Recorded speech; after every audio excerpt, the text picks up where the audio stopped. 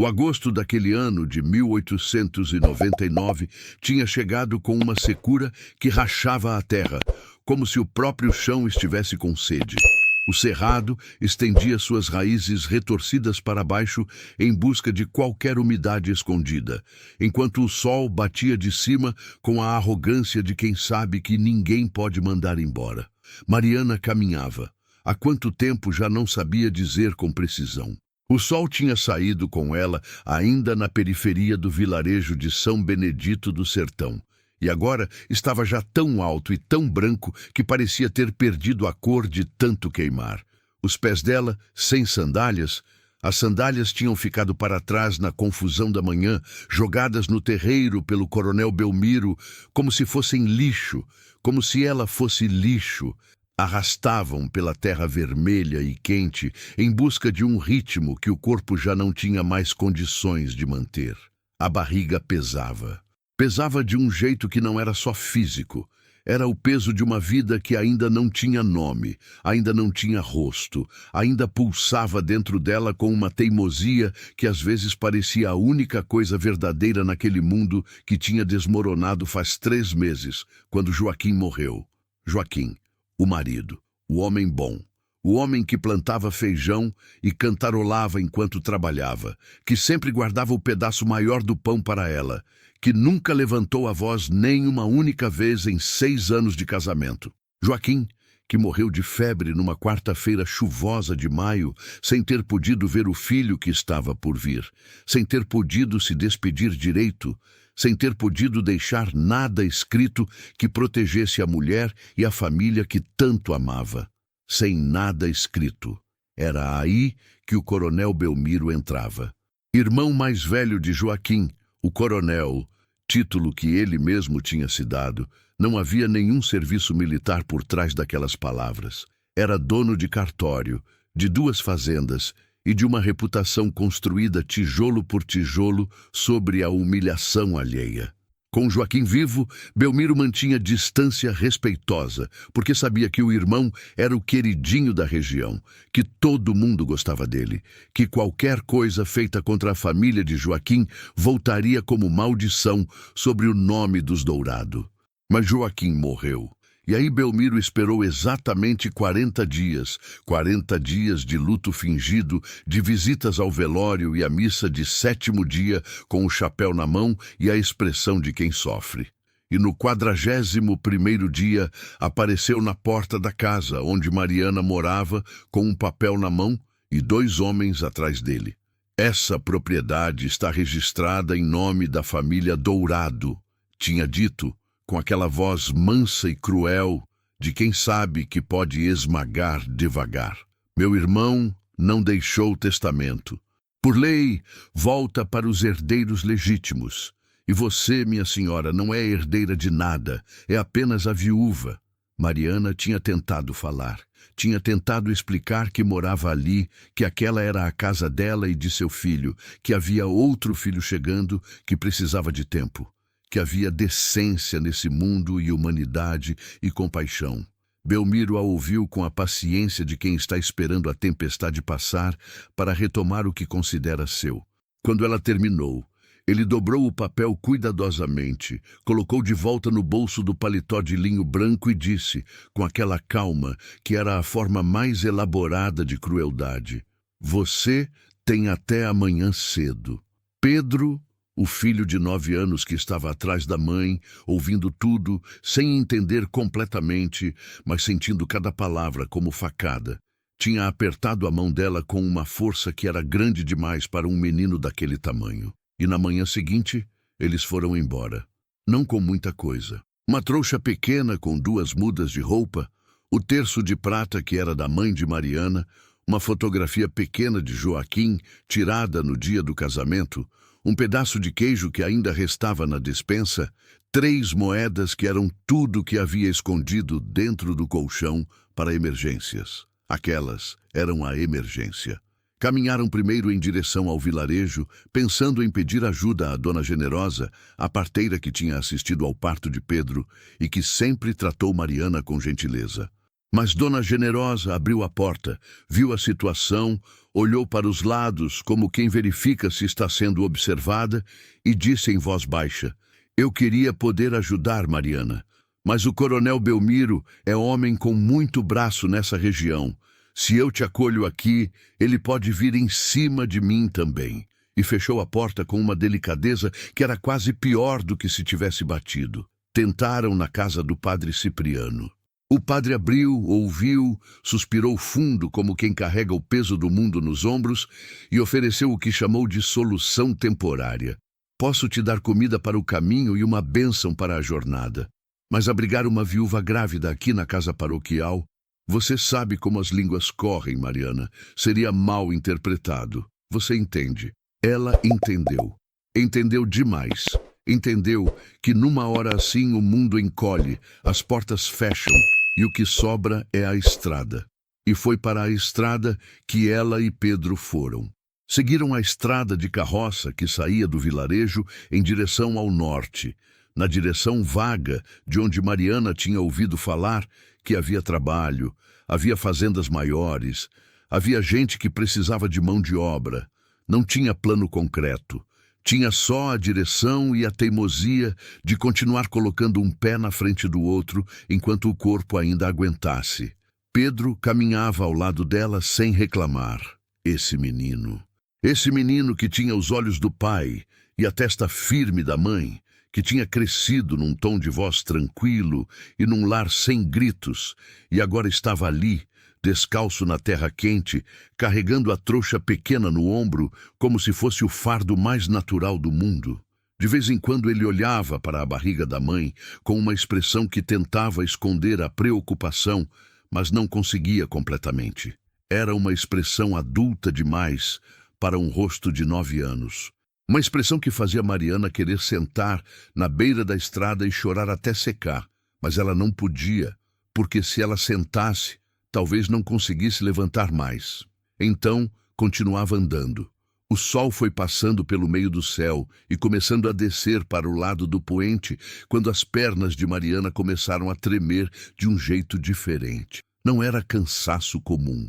Era um tremor que subia pelos tornozelos, passava pelos joelhos, chegava na cintura e instalava uma dor surda que pulsava com cada passo. A barriga parecia ter dobrado de peso naquelas últimas horas. A cabeça começou a rodar levemente.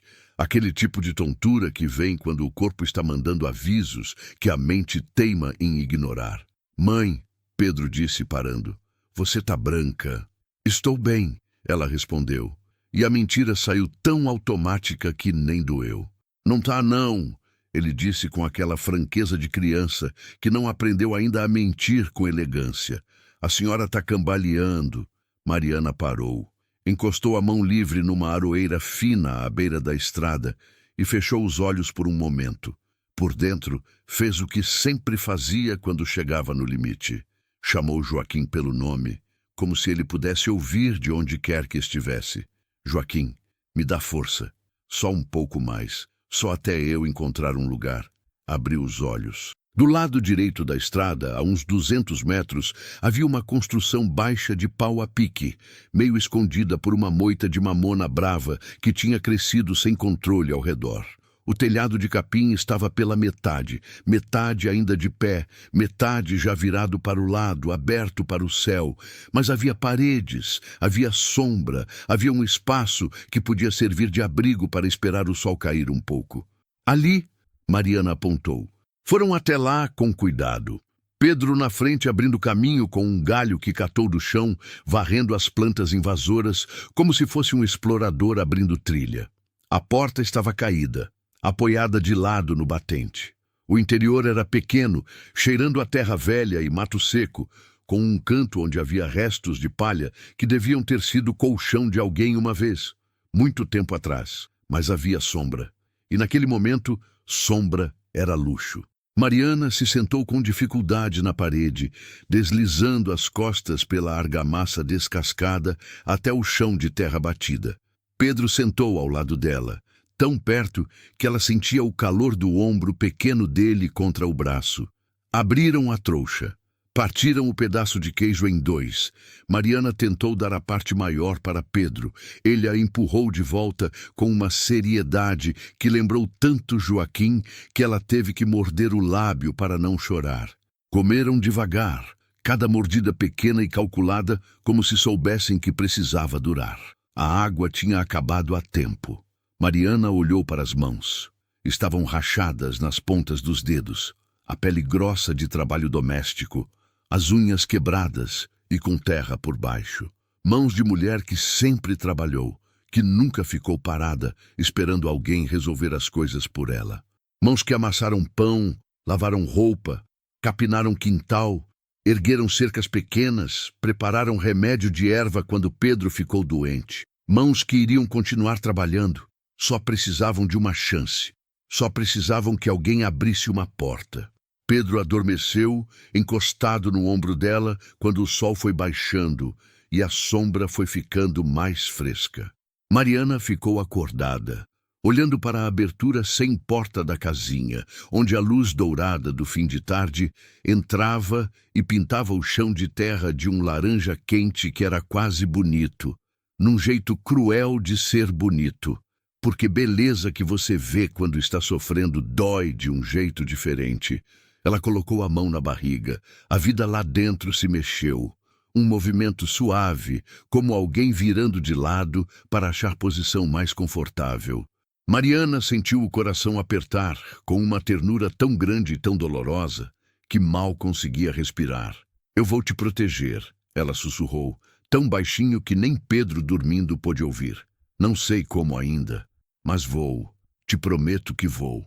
Dormiu de exaustão, sem querer dormir, sem ter planejado dormir, simplesmente escorregando para o sono como quem escorrega para dentro da água quando as pernas não aguentam mais nadar. Acordou com Pedro sacudindo o ombro dela. Mãe, mãe, acorda. A luz tinha mudado. Era manhã novamente. Ela dormira a noite toda sem perceber, e o sol estava voltando com toda aquela insolência de agosto. Mariana levantou devagar, sentindo cada músculo reclamar, a barriga mais pesada que na véspera, os pés inchadíssimos de tanto caminhar no dia anterior.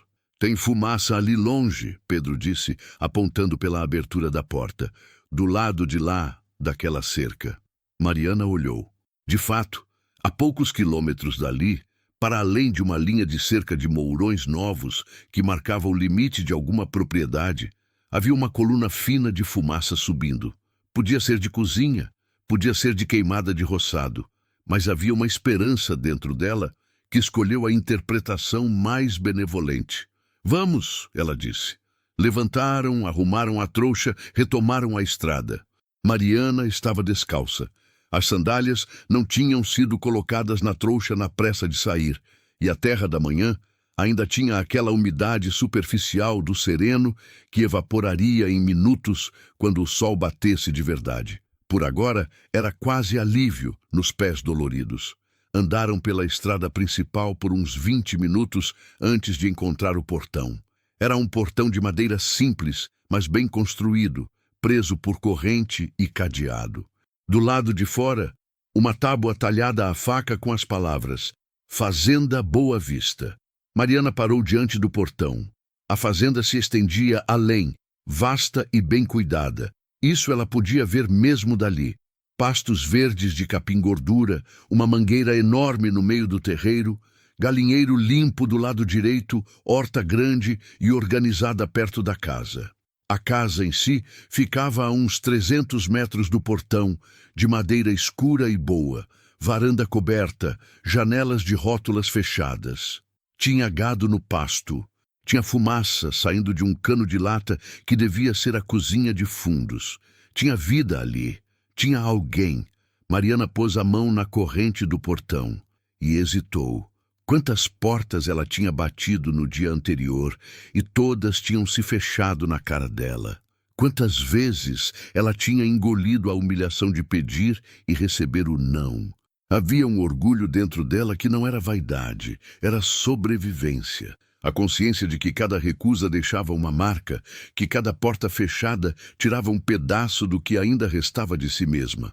Mas a barriga pulsou. A vida lá dentro se mexeu de novo. impaciente, como dizendo: "Não é hora de orgulho, mãe." Pedro estava ao lado dela, segurando a trouxa, olhando para ela com aqueles olhos do pai. Mariana abriu o portão. A corrente não estava trancada a sério, só enrolada. Abriu com facilidade, como se estivesse esperando. Eles entraram. O terreiro era comprido. Enquanto caminhavam em direção à casa, Mariana olhava para os lados, tentando decifrar a fazenda, tentando entender quem morava ali antes de chegar e pedir. Havia uma pessoa capinando próximo ao curral, um homem velho, pequeno, de chapéu de palha e calça de brim surrada.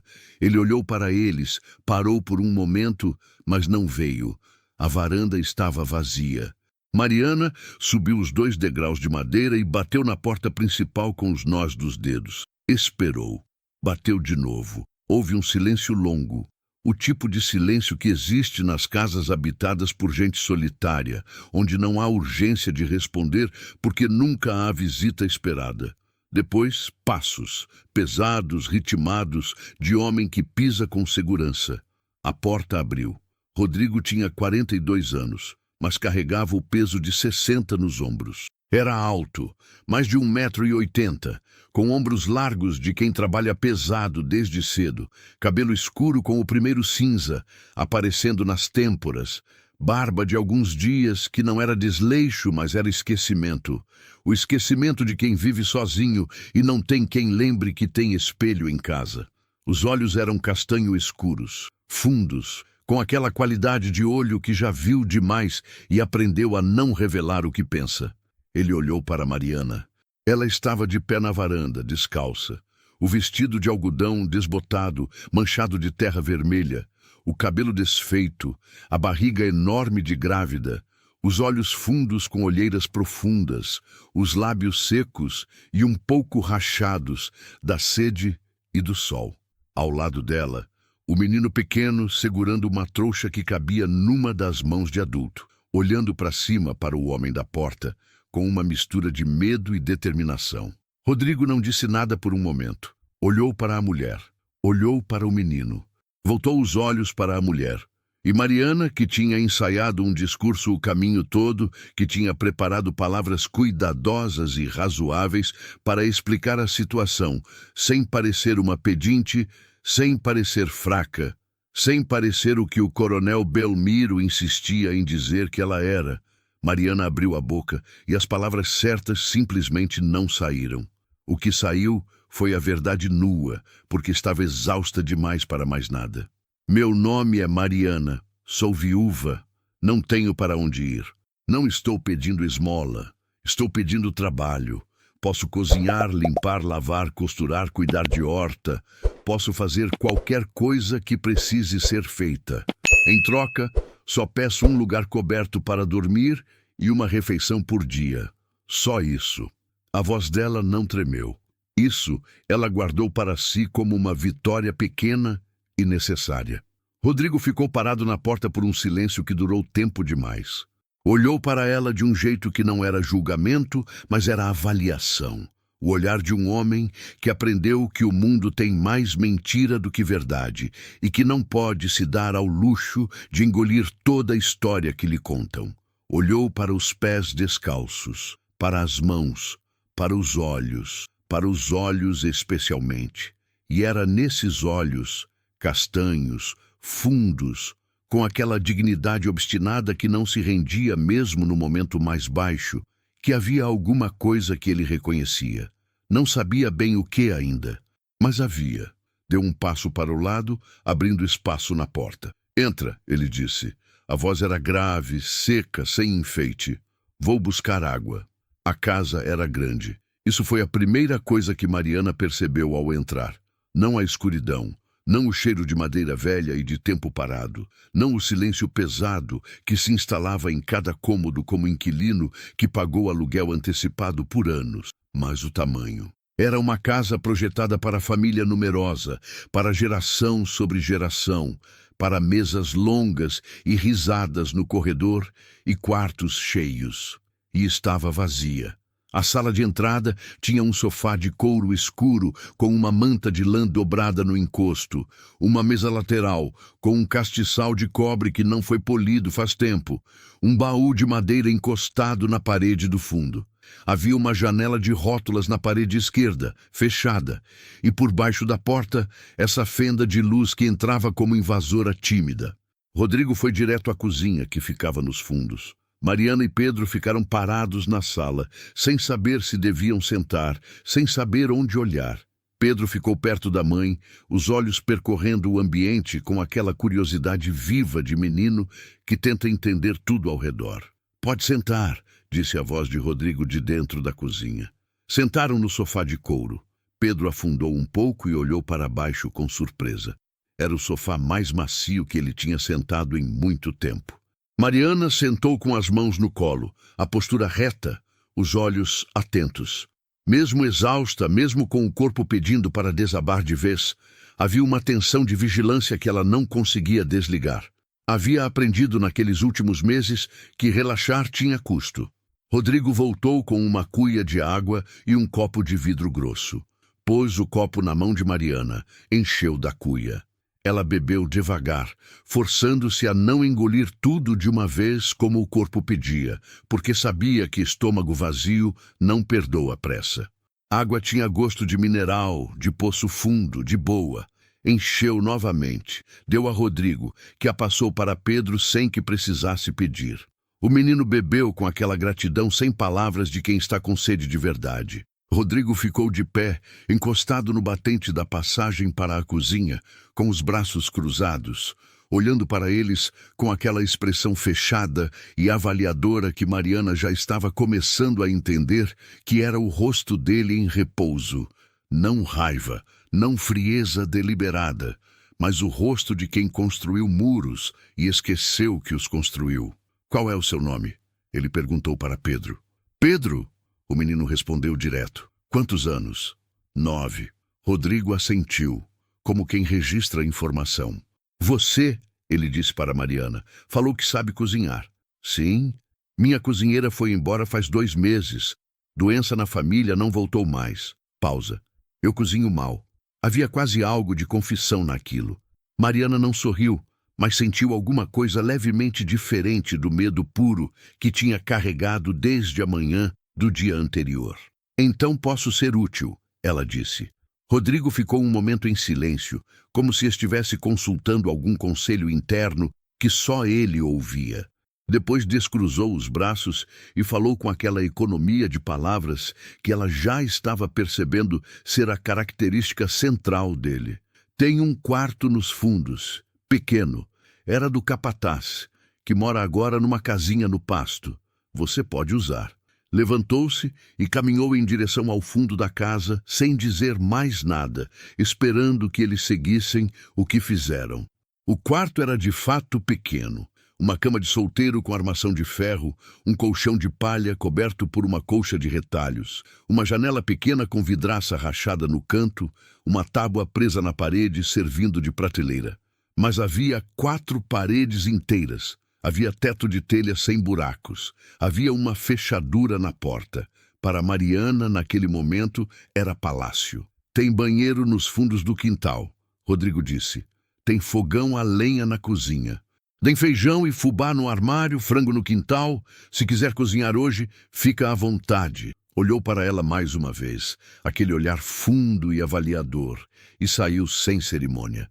Pedro olhou para a mãe. Ela olhou para o filho. E pela primeira vez em 3 dias, Mariana permitiu que o ombro descesse. Só o ombro, só um pouquinho, só o suficiente para respirar de verdade. Naquela tarde, Mariana cozinhou. Era a primeira coisa que sabia fazer, a coisa mais fundamental, e havia nesse ato uma afirmação de si mesma que ela precisava fazer naquele momento. "Eu existo. Eu sou capaz. Eu tenho valor." Encontrou na cozinha o que Rodrigo tinha descrito: feijão carioca, fubá, sal grosso, banha de porco. Encontrou também, em caixote de madeira no canto, cebola roxa e alho. Tinha um pé de coentro crescendo numa lata no peitoril da janela da cozinha, meio torto, mas vivo. Alguém tinha plantado aquele coentro uma vez. Provavelmente não foi Rodrigo. Pôs o feijão para cozinhar com alho e cebola, preparou angu de fubá temperado com sal e banha, catou 2 ovos no galinheiro, o que Pedro fez com entusiasmo de missão importante. Fritou com um fio de azeite que encontrou numa garrafinha quase no fim. O cheiro que saiu daquela cozinha era o cheiro de casa, de lar, de alguém que se importa com quem vai comer. Quando o jantar ficou pronto e Mariana pôs à mesa, encontrou uma toalha dobrada no fundo de uma gaveta, desbotada mas limpa, e a estendeu sobre a mesa da cozinha. Rodrigo entrou pelo fundão da casa coberto de poeira vermelha de campo, parou na entrada da cozinha e ficou parado. Ficou olhando para a mesa, para a toalha, para as tigelas, para o pão que ela tinha amassado com a farinha que achou no armário e assado na assadeira de ferro, para o coentro picado em cima do feijão. Ficou parado por tempo longo demais para ser apenas fome. Depois foi lavar as mãos na bacia dos fundos, voltou, sentou. Pedro já estava sentado, esperando com uma disciplina que Mariana tinha ensinado e que vinha do pai também, essa coisa de respeito à mesa. Rodrigo comeu em silêncio, não elogiou, não reclamou, mas comeu 2 tigelas de feijão com angu, os 2 ovos fritos, 2 pedaços de pão, e ficou com a expressão de quem estava, sem querer e sem planejamento, lembrando de alguma coisa boa que tinha perdido. Obrigado, ele disse ao final, levantando, e foi para o quarto dele sem mais nada. Pedro olhou para a mãe com uma sobrancelha levantada, uma expressão tão adulta que ela teve vontade de rir, e riu baixinho, cobrindo a boca com a mão. E esse riso, pequeno, contido, quase envergonhado de existir, foi o primeiro riso verdadeiro em 3 meses. Os dias começaram a se organizar com a lógica silenciosa das coisas que encontram seu lugar. Mariana acordava antes do sol, o que não era esforço. A barriga não deixava dormir até tarde. Acendia o fogão a lenha, que tomava jeito com 2 golpes de pederneira desde que usava graveto seco. Fazia o café forte que encontrou guardado num latão de metal na despensa. Cortava pão, fritava ovo, separava um copo de leite que Rodrigo deixava numa panelinha vinda do curral.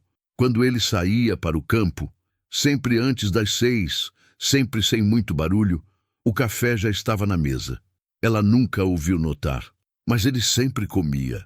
Lavava a roupa nas manhãs, esticava no varal de arame entre 2 paus de aroeira no quintal. Esfregava o chão da cozinha com vassoura de palha e cinza, que era o jeito antigo e eficiente. Arrumava os quartos, os dela e de Pedro, nunca o de Rodrigo, que ela respeitava como território que não era seu, mas as outras partes da casa ela ia abrindo devagar. A sala tinha uma janela que não abria faz tempo. A madeira tinha inchado com as chuvas e travado no batente. Mariana pegou um martelo que achou na dependência de ferramentas, deu 2 golpes cuidadosos no caixilho e a janela abriu com um estalo que ecoou por toda a casa. A luz entrou como se estivesse esperando do lado de fora, com paciência de anos. Havia móveis cobertos por lençóis brancos amarelados em 2 dos quartos fechados. Havia um corredor que levava para uma sala menor com estante de livros. Ela não foi mexer. Havia poeira acumulada nos cantos com a paciência característica da poeira, que nunca tem pressa. A cada dia, ela limpava um canto novo, abria uma janela que estava fechada, tirava um lençol de um móvel que estava coberto, como se estivesse acordando uma casa que estava dormindo. Rodrigo a observava, não de um jeito que causava desconforto. Era mais como o jeito que alguém olha para um fenômeno que não sabe bem classificar, como se Mariana estivesse fazendo alguma coisa que ele não entendia completamente, mas que não podia ignorar. Na primeira semana, os diálogos eram mínimos e funcionais. Precisa de mais lenha. Vou cortar hoje à tarde. A fechadura do galinheiro está frouxa. Peço para o Zeferino apertar. Zeferino era o capataz velho que Mariana tinha visto capinando na chegada. Descobriu que ele e a mulher dele, Generosa, uma Generosa diferente da do vilarejo, essa mais velha e com mais coragem, moravam numa casinha de adobe a uns 500 metros da sede. Generosa era quem tinha cuidado da horta quando a cozinheira foi embora, mas chegava só às vezes, sem obrigação de horário. Quando Generosa apareceu pela primeira vez, depois da chegada de Mariana, ficou parada na entrada da cozinha, olhando para ela com os braços cruzados e aquela expressão de mulher velha que avalia tudo sem pressa. "Você sabe fazer canjica?" ela perguntou sem apresentação. "Sei", Mariana respondeu. "Meu marido gosta de canjica." Uma pausa. O Rodrigo também gostava. O antes carregava peso. Mariana não perguntou o que era o antes. Já estava aprendendo a linguagem daquela casa, onde as coisas mais importantes eram ditas nas margens, nos espaços entre as palavras, nas pausas que diziam mais do que as frases. Numa noite de lua cheia, a terceira semana depois que chegara, Mariana estava na varanda depois que Pedro dormiu, tomando o ar quente e perfumado de capim seco e terra que o vento trazia, quando Rodrigo saiu e sentou na cadeira de ripas que ficava no canto da varanda. Ficaram um tempo em silêncio. Não era um silêncio desconfortável. Era o tipo de silêncio que existe entre pessoas que estão acostumadas a estar sozinhas e que descobriram, sem combinar, que é possível estar acompanhado sem precisar preencher o ar com palavras. "Você dormiu bem essa noite?" ele perguntou, sem olhar para ela, olhando para a lua que estava suspensa acima do pasto, como um lampião generoso. "Melhor que nas últimas semanas", ela respondeu com honestidade. Pausa. "Pedro se adaptou bem", ele disse. Era observação, não pergunta. "Ele sempre se adapta, desde pequeno. É mais fácil para ele do que para mim." Ela fez uma pausa. "Mas não é fácil de verdade. Ele só guarda melhor." Rodrigo ficou em silêncio com isso por um momento. "Seu marido morreu há quanto tempo?" 3 meses. Mais silêncio. A Luísa morreu há 6 anos. A voz não mudou de tom. Era plana, cuidadosamente plana, como superfície de lago que esconde profundidade considerável abaixo. "Febre. Em 4 dias." Mariana não disse "sinto muito." Era a frase que todo mundo dizia e que não significava nada de concreto depois de um tempo. Disse o que era verdade. 4 dias é rápido demais para se despedir. Rodrigo virou a cabeça e a olhou. Era a primeira vez que ele a olhava de frente naquela distância curta, e havia nos olhos dele algo que não estava presente nas outras vezes. Uma abertura. Pequena como fresta de luz sob porta, mas presente. "É", ele disse, e não disse mais nada. Mas ficaram na varanda até quase meia-noite, lado a lado no silêncio que havia entre eles, que havia deixado de ser só ausência de som, e tinha se tornado outra coisa. Alguma coisa que não tinha nome ainda, mas que existia claramente. Foi Generosa quem, numa tarde em que apareceu para trazer a abóbora da horta, disse para Mariana, enquanto descascavam juntas na bancada da cozinha: "Você sabe que tem gente falando de você no vilarejo." Mariana não ergueu os olhos da abóbora. "O que estão falando? Que você foi viver com um homem sozinho, sem ser casada, que você não tem vergonha na cara." A velha fez pausa. "Que o coronel Belmiro tá com raiva de não saber onde você parou."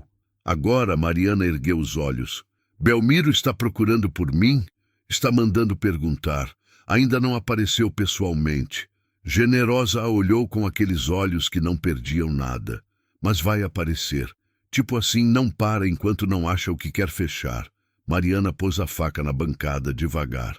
Olhou pela janela da cozinha para o quintal, onde Pedro estava brincando com um pedaço de cipó que tinha virado. Nas mãos criativas do menino, alguma coisa entre chicote e espada. "O que ele quer de mim? O que todo homem desse tipo quer?" Generosa disse, voltando a descascar com a calma de quem diz verdades difíceis, como se fossem receita de bolo. "Controle. E talvez a criança que vem aí se nascer com herança do pai." O sangue de Mariana gelou apesar do calor de agosto. Ela tinha pensado em muitas coisas desde que saiu da casa de Joaquim. Tinha pensado em trabalho, em sobrevivência, em onde dormir, em como comer. Não tinha pensado, ou talvez não quisesse pensar, que Belmiro poderia ter interesse em mais do que simplesmente tirá-la de cena. Mas agora pensava. E enquanto pensava, ouvia lá fora o barulho do cavalo de Rodrigo entrando no terreiro, o som das botas no degrau da varanda, a porta principal abrindo com o rangido específico que ela já aprendera a reconhecer. Havia uma ameaça chegando, invisível ainda, mas chegando. E Mariana, pela primeira vez, desde que chegara à fazenda Boa Vista, sentiu que precisava contar para Rodrigo. Ela esperou até depois do jantar. Pedro tinha ido dormir cedo. Nos últimos dias, o menino estava acordando antes do sol junto com ela, ajudando com o galinheiro e a horta, e o cansaço físico de uma vida com movimento tinha um jeito generoso de trazer sono limpo e profundo à noite. Mariana lavou a louça, secou, guardou. Fez isso devagar, com aquele cuidado de quem está organizando os pensamentos junto com os objetos. Quando acabou, ficou um momento de pé na cozinha, com o pano de prato na mão, olhando para o fogão apagado. Depois foi até a sala. Rodrigo estava na cadeira de couro, com um livro aberto no colo, mas não estava lendo. Os olhos não estavam se movendo, o que ela já tinha aprendido a identificar como sinal de que ele estava dentro da própria cabeça, em algum lugar que as páginas não chegavam. "Posso falar com você?" ela disse da entrada da sala. Ele ergueu os olhos. "Pode." Ela entrou, ficou de pé porque sentar pareceria íntimo demais para o que precisava dizer. Contou tudo. O coronel Belmiro, o papel da herança, a expulsão, o que Generosa tinha dito sobre ele estar fazendo perguntas na região. Rodrigo a ouviu sem interrupção. A expressão não mudou muito. Continuou fechada, avaliadora. Mas havia algo nos olhos que foi ficando mais concentrado, mais presente, à medida que ela falava. Quando ela terminou, ficou um momento de silêncio. "Esse homem tem escritura da propriedade do seu marido?" ele perguntou. "Ele diz que tem. Não vi o papel de perto. Homem de cartório pode fazer muita coisa com papel." Pausa. "Mas pode também desfazer. Não tenho como contestar. Não tenho dinheiro. Não tenho parente com influência. Não tenho." "Você tem." Ele a interrompeu com uma firmeza calma que a calou no meio da frase. Ela o olhou. "Você tem um nome limpo, uma situação documentável, um testemunho de trabalho honesto." Rodrigo fechou o livro e o colocou na mesa lateral. "E tenho um advogado na cidade de Ponte Alta com quem eu trabalho faz 10 anos que não gosta de gente como esse Belmiro." O silêncio que veio depois era diferente de todos os outros silêncios que eles tinham dividido. Era carregado. "Por que você faria isso?" ela perguntou. Não era ingratidão, era necessidade genuína de entender, porque havia aprendido da forma mais dura que gentileza gratuita às vezes tem preço escondido. Rodrigo levantou da cadeira. Era mais alto que ela lembrava, olhando de pé naquela sala. Foi até a janela que ela havia aberto e consertado na primeira semana. Ficou de costas para ela por um momento. "Minha mãe", ele disse devagar, "foi mulher que trabalhou a vida inteira e não teve proteção quando precisou. Meu pai morreu cedo. A família dele tratou ela igual." Pausa. "Não vou ficar parado enquanto vejo a mesma coisa acontecer de novo na minha frente." Virou-se e a olhou. "Não é favor", ele disse. "É o certo." Mariana ficou com os olhos ardendo, mas não deixou cair. Aquele era um choro que precisaria ser feito sozinha. Mais tarde, no quarto pequeno, com a mão sobre a barriga e a gratidão tão grande que doía. Por agora, assentiu. "Obrigada." O coronel Belmiro apareceu numa terça-feira. Era manhã alta, com o sol já firme, quando o barulho de cavalos no terreiro chamou Mariana da cozinha. Ela foi até a janela, olhou e sentiu o estômago virar. Belmiro chegou com 2 homens a cavalo e um terceiro a pé que ela não reconheceu. O coronel estava com o traje habitual de homem de posses. Paletó de linho bege, chapéu de abas largas, botas bem lustradas que claramente não tinham pisado em terra hoje ainda. Tinha o bigode aparado e a expressão de quem veio buscar alguma coisa que considera sua por direito. Mariana ficou parada na cozinha por um segundo. Depois, tirou o avental, dobrou sobre a bancada e foi para a porta. Estava no batente quando Belmiro chegou ao pé da varanda. Ele a viu e um sorriso nasceu no canto da boca. Aquele sorriso de homem que acha que ganhou antes de a disputa começar. Mariana, ele disse, com aquela voz mansa e envenenada. Que bom te achar. Estávamos preocupados. Não estava preocupado, ela respondeu, mantendo a voz firme. Estava procurando. O sorriso não caiu. Vim te buscar. Você precisa de cuidados, mulher, no seu estado. Não pode ficar se expondo dessa forma, causando falatório. Não vou a lugar nenhum com você. Belmiro suspirou com a paciência elaborada de quem lida com criança teimosa. Mariana, seja razoável. Você está morando na casa de um homem sozinho, sem ser casada. Está grávida. Você sabe o que as pessoas estão dizendo? Você sabe que o nome do meu irmão, o nome do seu irmão, uma voz disse atrás de Mariana, foi honrado enquanto ele viveu e não precisa de você para protegê-lo agora. Rodrigo tinha saído pelo lado da casa, vindo do curral. Estava com as calças de brinda lida, a camisa de flanela aberta no colarinho, o chapéu de couro na mão. Parou ao lado de Mariana na varanda, não na frente dela, ao lado. Um detalhe que ela notou e que disse muito. Belmiro olhou para ele. A avaliação foi rápida e calculada. Você é o dono desta propriedade? Rodrigo Fernandes, Fazenda Boa Vista. Não estendeu a mão. E você? Coronel Augusto Belmiro Dourado, cunhado da moça. A ênfase no título era automática, reflexo de anos de uso. Vim buscar minha cunhada que está aqui de forma irregular. Não está irregular, Rodrigo disse, com aquela calma que era mais contundente do que grito. Está aqui a meu convite, trabalhando, vivendo honestamente. Tem quarto próprio com fechadura. Sem contrato, Tem contrato. Rodrigo colocou a mão no bolso da camisa e tirou um papel dobrado. Feito na semana passada em Ponte Alta, com testemunhas e reconhecimento de firma. Mariana olhou para o papel sem conseguir esconder a surpresa. Rodrigo tinha ido à Ponte Alta 2 dias antes, sob pretexto de compra de insumos. Ela não tinha feito perguntas. Belmiro desceu do cavalo devagar, como quem não quer parecer que a situação o afetou. Caminhou até a varanda, estendeu a mão para o papel. Rodrigo o deu. O coronel leu. A expressão foi mudando enquanto lia. Não dramaticamente, porque era homem de controle. Mas havia um aperto nos lábios que não estava ali antes.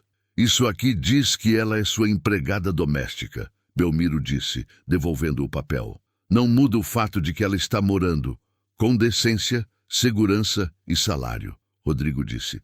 Se você tem problema legal com a herança do seu irmão, fale com meu advogado.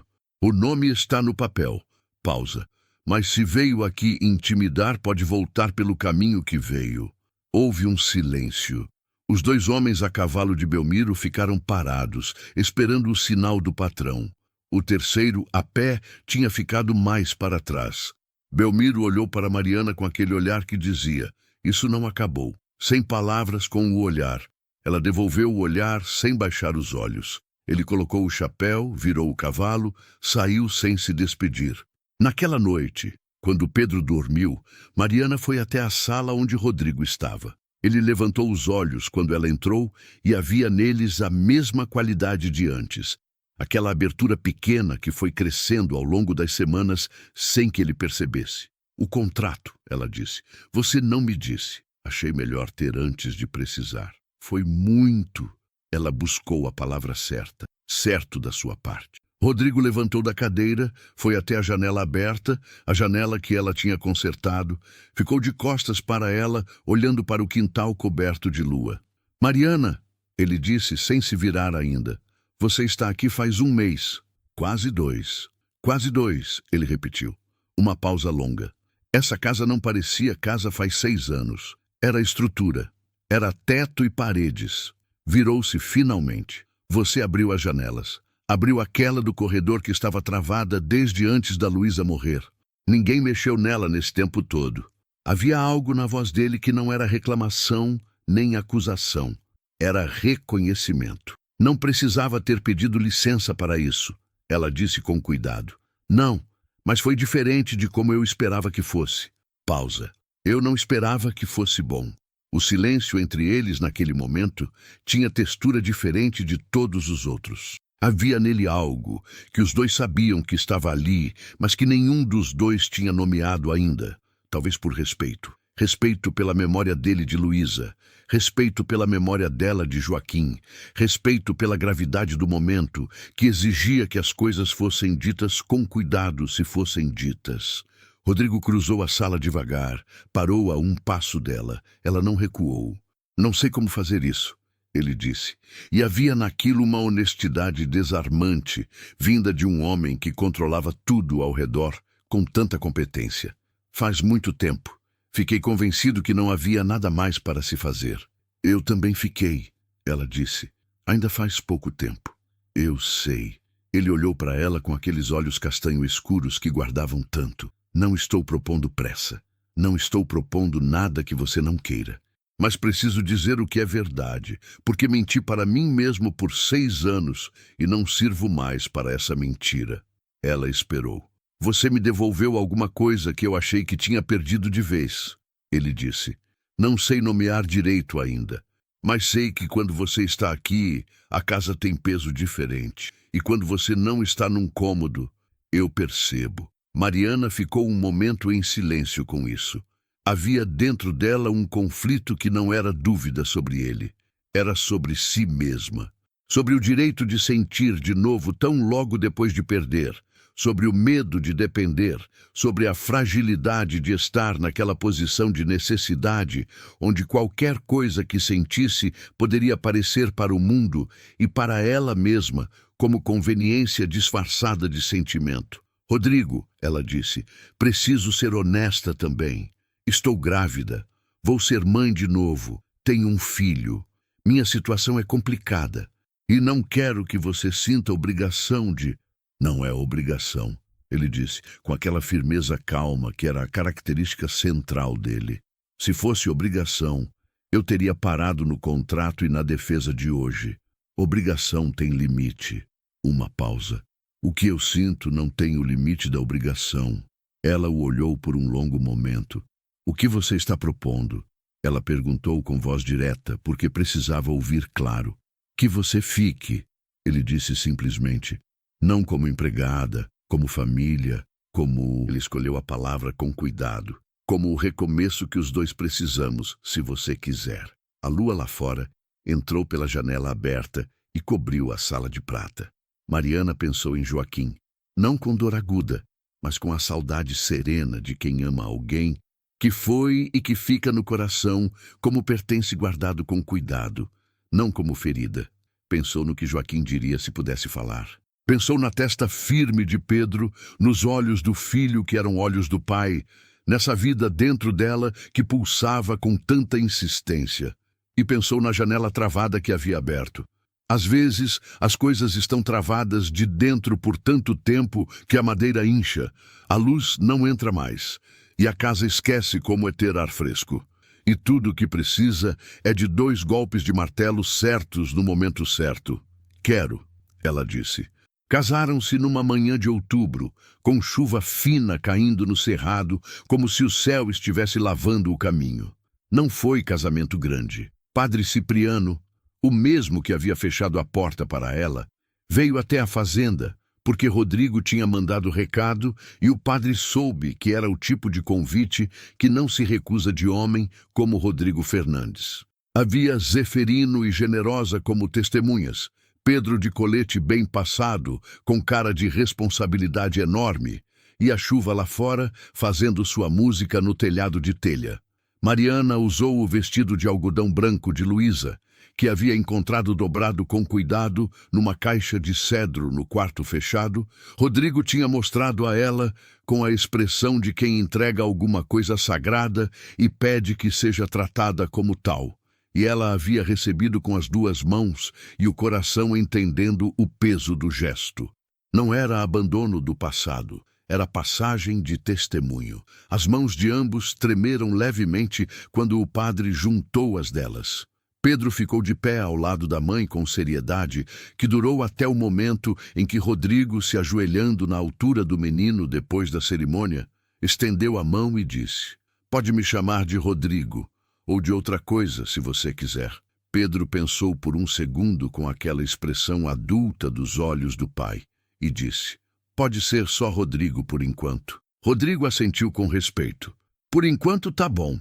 A vida da vida chegou 3 semanas depois do casamento. Numa madrugada de chuva grossa, com a generosa ao lado, Mariana foi mãe de uma menina que chegou ao mundo com um choro forte e implicado que ecoou pela casa inteira e alcançou Rodrigo, que estava no terreiro molhado sob a chuva, de pé, esperando. Quando Generosa apareceu na porta com a notícia, Rodrigo ficou parado um momento com a chuva caindo nos ombros. Depois entrou, foi até o quarto, ficou parado na entrada, olhando para Mariana na cama, exausta e viva, com aquele pequeno ser nos braços. Havia nos olhos dele lágrimas que ele não estava tentando esconder. Era a primeira vez, desde que Mariana o conhecia, que o rosto dele estava completamente aberto. Sem muro, sem avaliação cuidadosa, sem o filtro de 6 anos de fechamento. Era só ele, o homem inteiro, vulnerável e grato, e quebrado e curado ao mesmo tempo. "Como vai chamar?" ele perguntou com a voz que havia cedido um pouco. Mariana olhou para o rosto pequeno nos seus braços. Pensou em Joaquim, que nunca pôde ver. Pensou em Rodrigo, que estava aprendendo a abrir. Pensou em si mesma, que ainda estava aprendendo o mesmo. "Clara", ela disse, porque ela chegou quando a coisa mais difícil estava ficando mais clara. Rodrigo assentiu. Caminhou até a cadeira ao lado da cama, sentou e ficou ali. Não disse mais nada. Não precisava. Pedro apareceu na porta em seguida, descalço e com o cabelo de um lado, e quando viu a irmã pela primeira vez, ficou com a boca aberta num silêncio de espanto que era a coisa mais bonita que Mariana tinha visto em muito tempo. O menino veio devagar, pé ante pé, como se soubesse instintivamente que aquele momento exigia delicadeza, e ficou olhando. Depois ergueu os olhos para Rodrigo e disse, sem planejar, sem ensaio, com aquela naturalidade de coisa que simplesmente é verdade: "Pai, a Clara é pequenininha." Rodrigo ficou parado. Mariana ficou parada. Pedro olhou para os dois com a expressão de quem não entende por que houve pausa, porque para ele era simplesmente o que era. Rodrigo engoliu alguma coisa. Pôs a mão na cabeça do menino com uma leveza que era o oposto de tudo que havia de duro nele. "É, Pedro", ele disse. "É pequenininha mesmo. Vai crescer." O coronel Belmiro apareceu uma última vez. Foi 4 meses depois do casamento, quando Clara já sorria e Pedro já chamava Rodrigo de pai, com a naturalidade cotidiana de quem nunca fez diferente. Belmiro veio com advogado desta vez, um homem magro de óculos que carregava uma pasta de couro, e chegou com a certeza de quem tem papel na mão e acha que papel é poder absoluto. Rodrigo os recebeu na varanda. Mariana ficou dentro, mas perto o suficiente para ouvir tudo pela janela aberta. O advogado de Belmiro apresentou documentação referente aos bens de Joaquim Dourado, terras, dívidas, um pedaço de propriedade que, segundo ele, pertencia à família Dourado por herança paterna, e que Mariana, como viúva sem herança formal, não tinha direito de reivindicar. Rodrigo ouviu tudo com a paciência de pedra de rio. Depois chamou com um gesto o homem que estava sentado na cadeira no canto da varanda, que Belmiro não tinha notado até aquele momento. Um homem de meia idade, paletó escuro, óculos também, mas com pasta maior e expressão mais segura. "Doutor Alencar", Rodrigo disse. "Pode responder?" O advogado Alencar se levantou, abriu a própria pasta e explicou, com a elegância cuidadosa de quem conhece cada centímetro do terreno legal, que a documentação apresentada pelo coronel Belmiro Continha irregularidade no reconhecimento de firma, que havia testemunha viva que poderia contradizer o processo de inventário, que o prazo para contestação ainda não havia expirado e que havia evidência de que o registro original da propriedade de Joaquim Dourado havia sido alterado após a morte do proprietário, o que configurava em termos claros falsificação de documento. O advogado de Belmiro ficou pálido. Belmiro ficou vermelho. Isso é mentira, disse, com a voz que havia perdido a calma elaborada. É processo, disse Rodrigo simplesmente. Se quiser contestar, o Dr. Alencar está disponível. Pausa. Mas preciso te dizer uma coisa, Belmiro. O coronel o olhou. Minha esposa não deve satisfação a você. Não deve satisfação a ninguém nessa região. Ela cumpriu cada obrigação que a vida colocou diante dela com mais dignidade do que a maioria dos homens de posses que eu conheço. A voz de Rodrigo era calma e final, como porta que fecha sem barulho, mas com firmeza.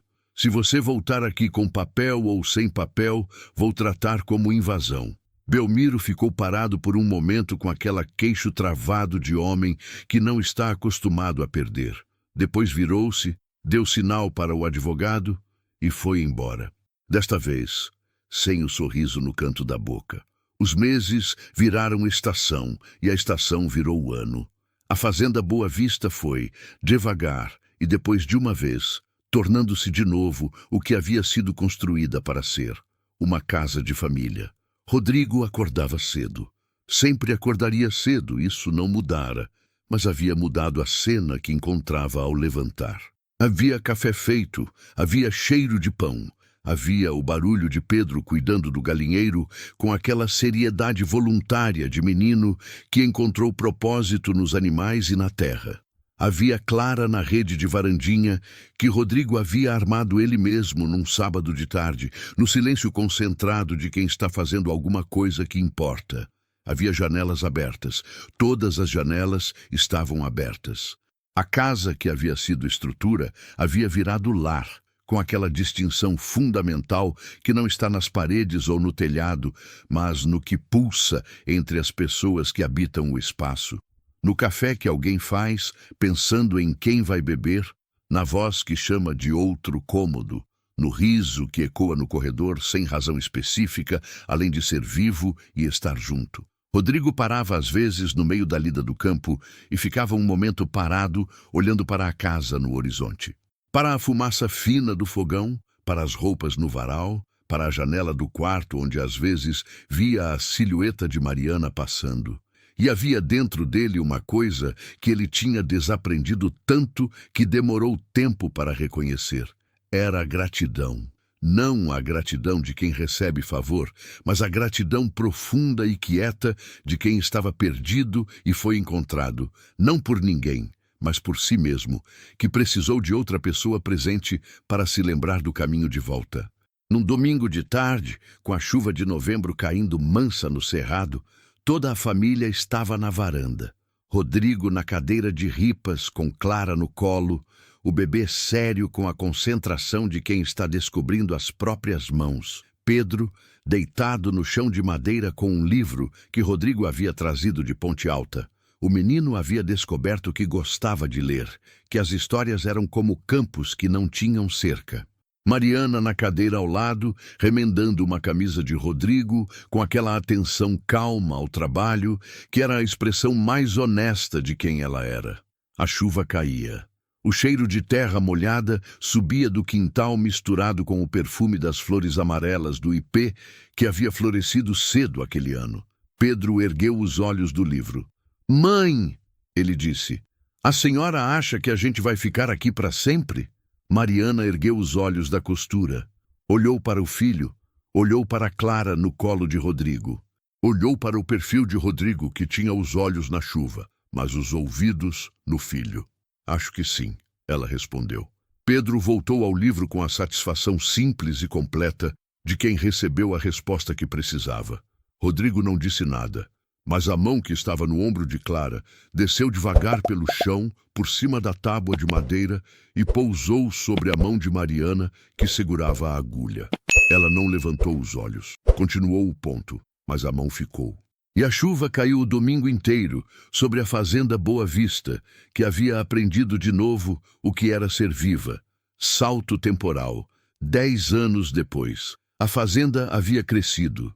O gado era mais do que o dobro. O pasto estava ampliado. Havia um novo galpão de armazenagem que Pedro havia ajudado a projetar com 18 anos. E a cabeça de quem aprendera que trabalho tem dignidade quando tem propósito. Pedro era homem, quase. Tinha os olhos do pai biológico e a postura do pai de criação. Aquela combinação rara de gentileza e firmeza que não se aprende em lugar nenhum, além de ver a vida ser vivida com integridade. Clara tinha 10 anos e a personalidade de um trovão.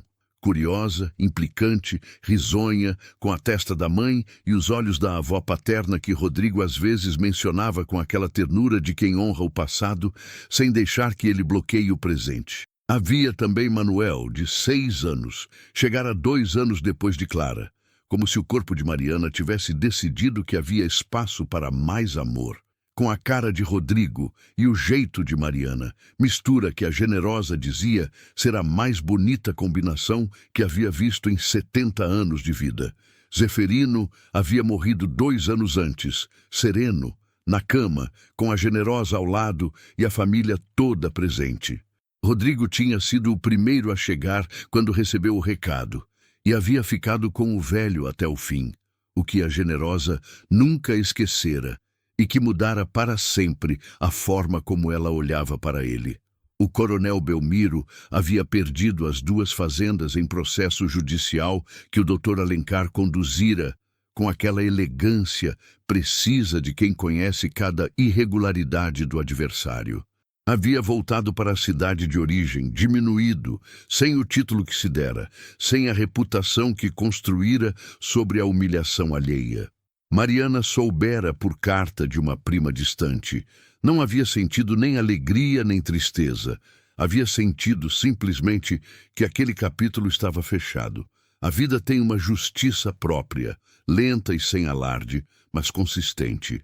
Numa manhã de terça-feira, sem nada especial, Rodrigo estava na mesa do café com Manuel, adormecido na cadeira ao lado.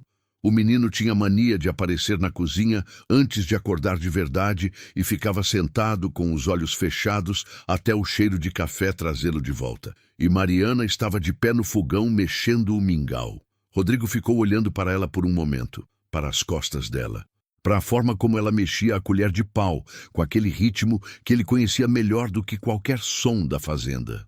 Para o cabelo que havia ganhado um fio branco nas têmporas, que ela não escondia e que ele achava bonito de um jeito que não conseguia explicar, mas que estava relacionado com o conceito de tempo bem vivido. Mariana, ele disse. Ela virou.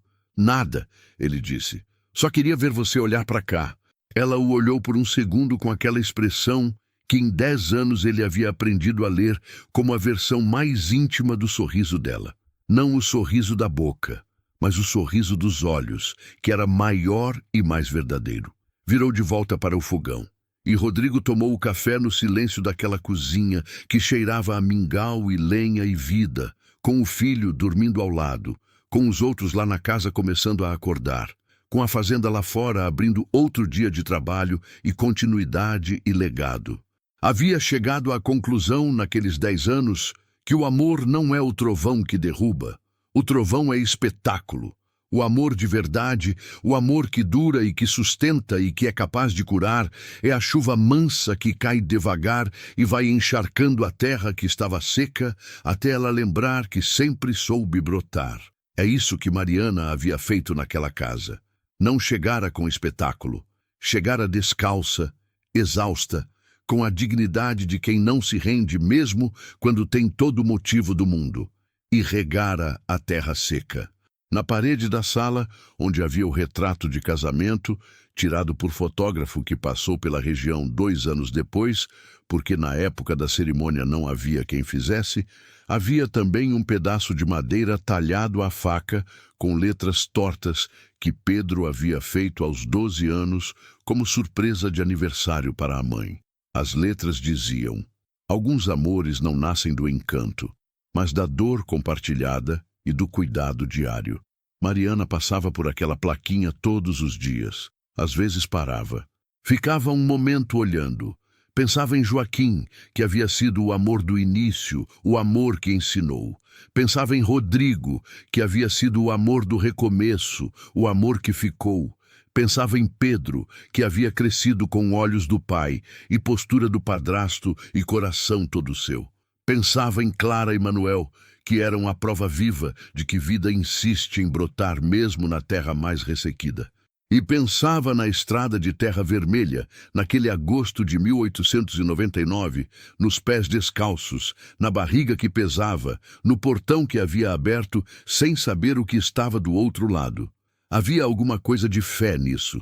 Não a fé de quem sabe o resultado antes de começar, mas a fé mais difícil e mais real. A fé de quem não sabe nada e abre o portão assim mesmo, porque o único caminho que não existe é o de quem não dá o passo. Ela havia dado o passo. E o mundo, que havia fechado tantas portas, havia deixado uma aberta.